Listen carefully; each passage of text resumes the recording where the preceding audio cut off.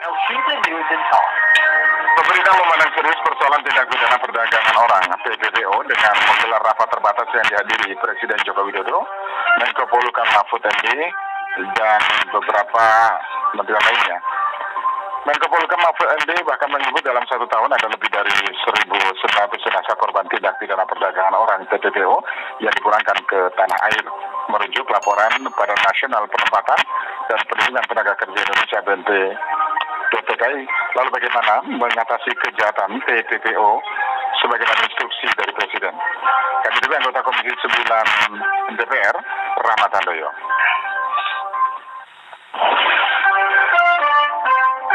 Elshita News and Talk. Pak Rahmat Handoyo, selamat malam Pak Rahmat. Selamat malam Mas Rio, Assalamualaikum. Baik, Waalaikumsalam warahmatullahi wabarakatuh. Pak Rahmat, bagaimana merespon kasus perdagangan orang yang dalam 1 tahun disebut 1.900 jenazah korban tindak perdagangan orang?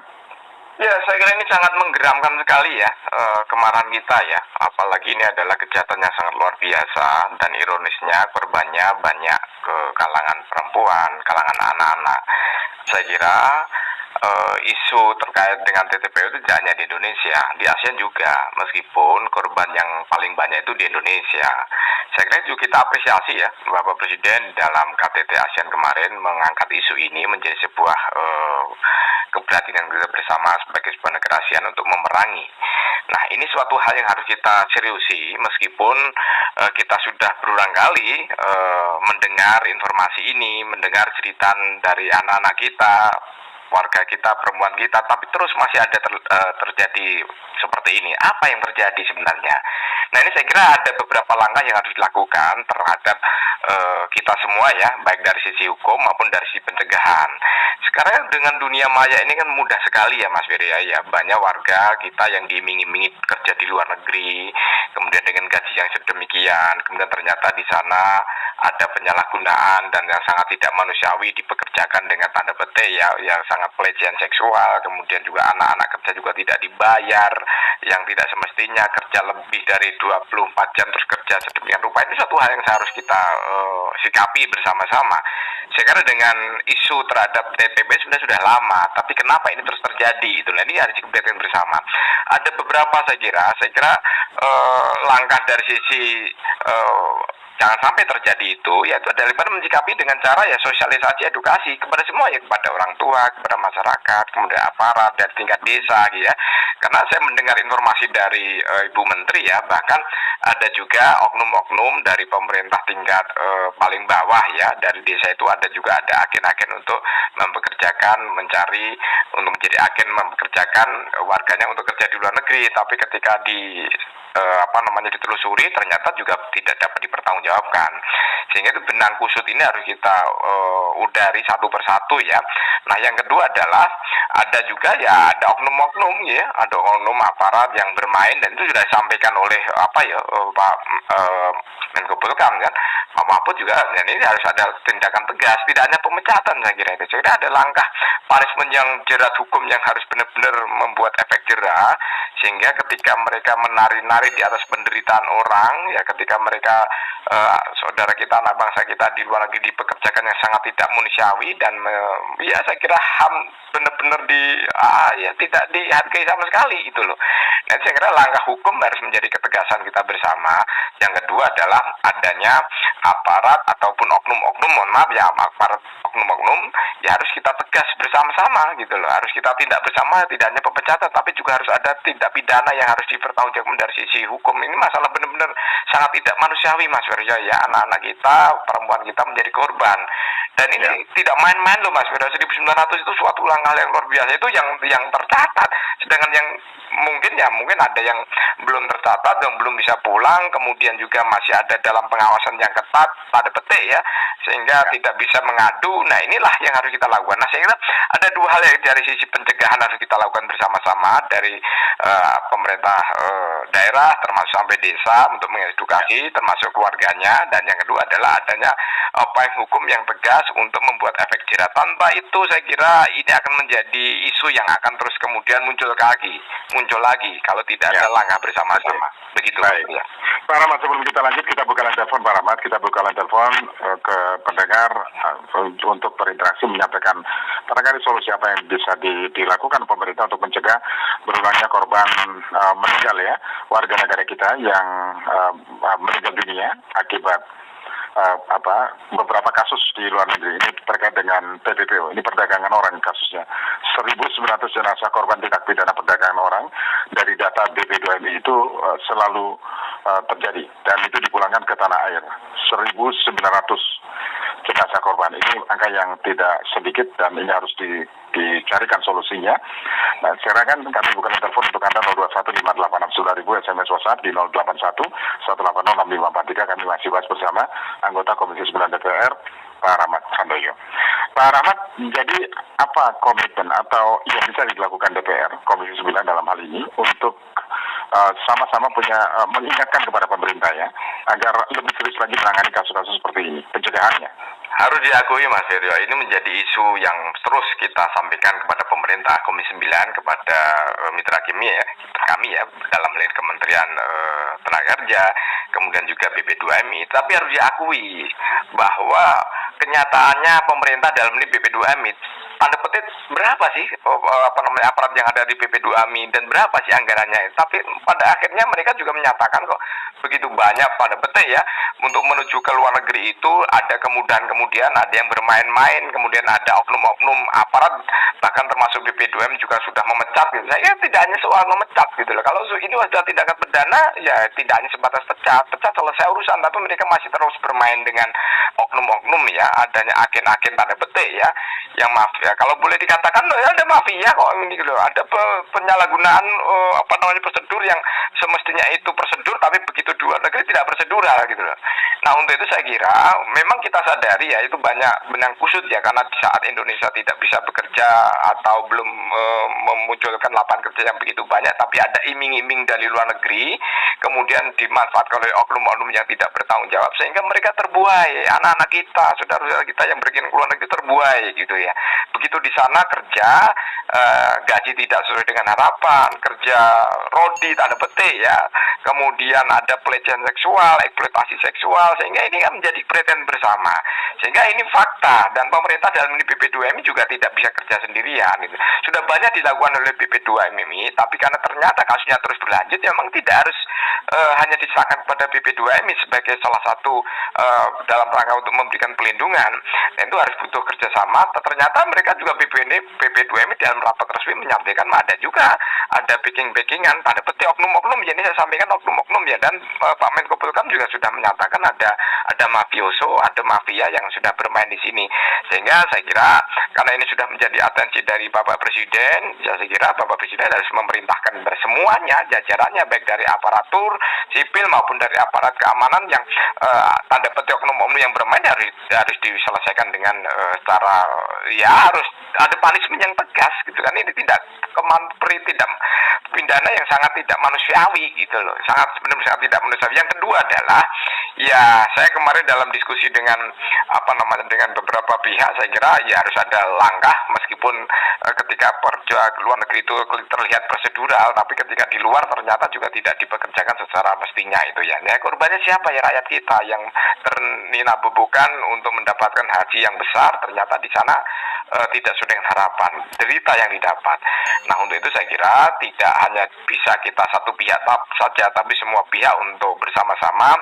Jangan pernah bermimpi untuk menari-nari derita warga kita yang berkeinginan ke luar negeri. Ya kalau memang benar-benar keinginan, ya berikanlah kesempatan untuk kerja yang benar-benar yang sesuai dengan harapan. Keinginan mereka ingin kerja untuk mendapatkan rezeki yang sesuai harapan. Tapi ketika di sana sudah tidak dapatkan, ternyata juga penderitaan yang didapat. Itu saya kira Mas Yori ya.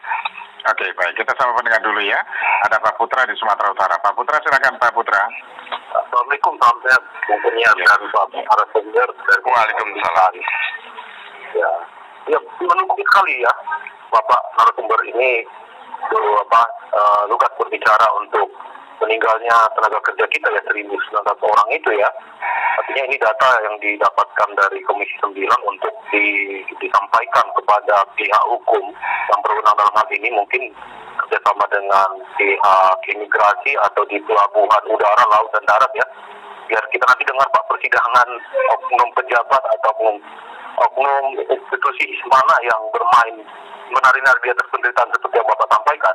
Kalau saya apresiasi Pak Polisi ini, saya mau pilih lagi Bapak ini untuk 1 periode lagi Pak untuk DPR 5 tahun ke depan.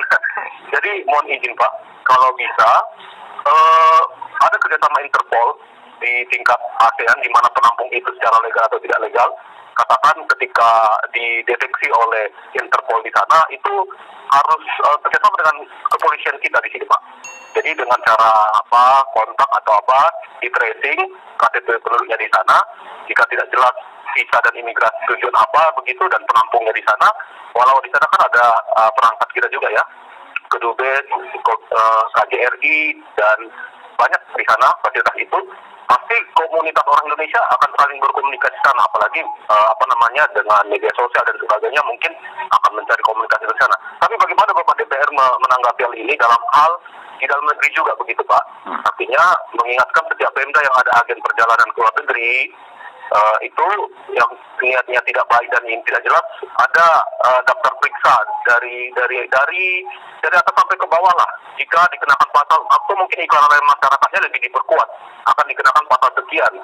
Oknum yang memberangkatkan dan diberangkatkan, apakah bisa kita melihat seperti itu, iklannya seperti itu, dan yang berisi tentang pasal pidana dan hukum gitu, supaya efek jerah ini sampai ke bawahnya, dan aparat Interpol kita juga bekerja sambil juga Kementerian Komisi 9 buka ini menyadarkan penguatan bahwasanya masyarakat kita itu harus cerdas secara SDM sebelum ke sana, dan di dalam negeri juga ada berpotensi kalau ada UKM digital. Kalau dari Bapak narasumber boleh mengusulkan sedemikian supaya KTP ASN yang kemarin itu nggak sia-sia Pak.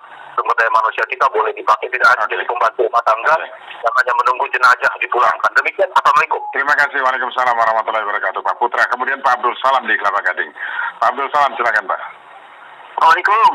Assalamualaikum warahmatullahi wabarakatuh. Ya, selamat malam Pak Widro. Selamat malam pembawa ini. Iya ini Pak, saudara saya pernah nih Pak, tapi udah lama ini jadi TKW di Malaysia. Tapi sampai sekarang nggak bisa pulang Pak. Maksudnya hilang, sampai hilang jejak itu Pak.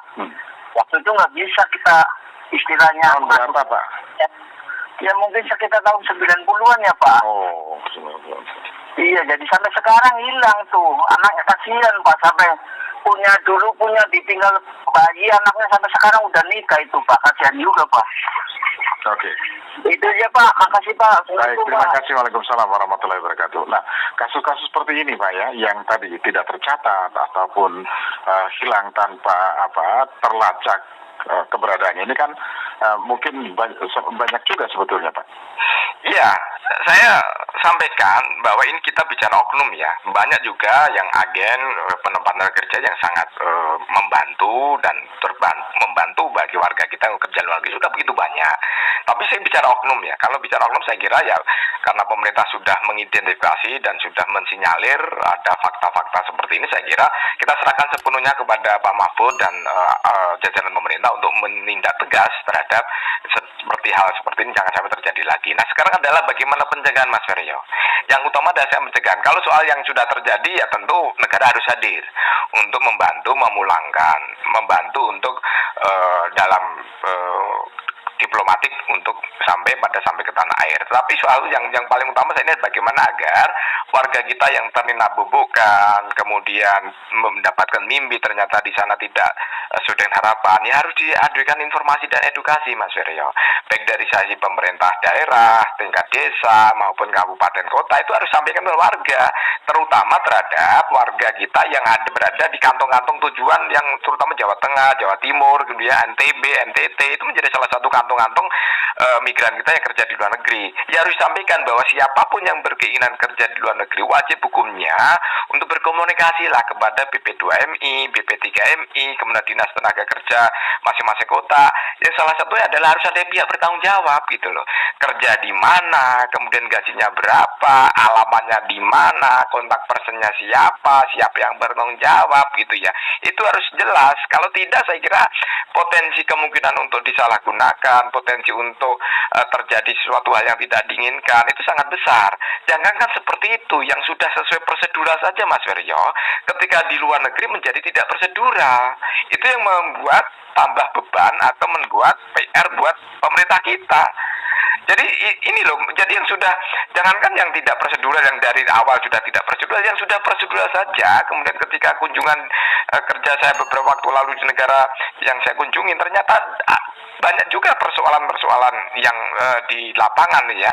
Kemudian ketika sudah waktunya 2 tahun kontrak ya, 2 tahun kontrak, kemudian waktunya harus pulang atau membuat perpanjangan izin, ternyata juga tidak memperpanjang, sehingga mereka di sana menjadi tidak prosedural, dan kemudian ketika terjadi sudah tidak prosedural, potensi penyalahgunaan, kemudian ketika bermasalah dengan negara di tempat mereka kerja ya ada muncul kembali itu loh.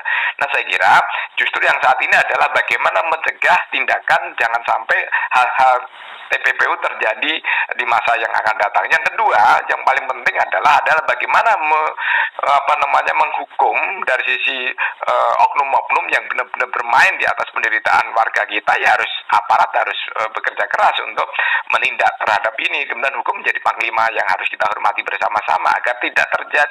Kalau tidak ada efek jerah, udahlah, saya mohon maaf, nggak bermaksud pesimis. Ini kan tindak pidana perdagangan orang sudah tahun ke tahun kan. Kalau tidak ada untuk memanggil kepala BP2MI misalnya Pak untuk meminta keterangan lebih.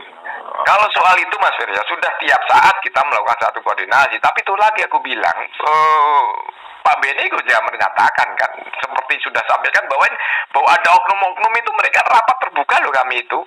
Didengarkan oleh media loh bahwa ada oknum-oknum aparat, ada oknum ASN yang bermain gitu loh. Nah, ini salah satu ya dari sekian banyak campur carut-marut perdagangan orang yang harus kita perangi bersama, sehingga setiap saat ketika rapat dengan pemerintah dalam ini Menteri Tenaga Kerja, kemudian BP2MI selalu kita sampaikan. Tetapi kan sumber daya manusia mereka juga sangat terbatas, dan tidak mereka bisa sendiri loh ya, juga harus dibutuhkan kerjasama dengan pemerintah daerah untuk mengedukasi, mensosialisasikan. Terlebih juga ada ancaman tanda petik ya, dunia maya ini sangat begitu luas gitu ya. Mereka yang tidak melalui prosedur resmi, mereka bisa komunikasi dengan agen tanda petik meskipun bukan agen, diiming-imingi, kemudian dibikinin paspor melalui media sosial di dunia maya. Itu kan ini harus kita pencegahan itu loh, karena itu tidak ada kontrol sama sekali. Begitu mereka melalui media sosial kemudian bisa masuk keluar lagi melalui yang bebas visa ya, kemudian ternyata di sana suatu yang tidak diinginkan terjadi, eksploitasi seksual, kemudian kerja yang tidak manusiawi. Nah, inilah harus dibutuhkan kerjasama. Kalau hanya sebatas pemerintah tidak akan sanggup, jika dibutuhkan keluarga, kemudian juga warga masyarakat, dibutuhkan edukasi bahwa jangan terbuai oleh dunia luar yang gaji tinggi, tapi juga jangan terbuai dan harus berhati-hati ketika berkomunikasi di media sosial, karena pemerintah seberapapun juga akan tidak sanggup ketika masyarakat tidak teredukasi dengan baik. Saya kira begitu Mas. Baik.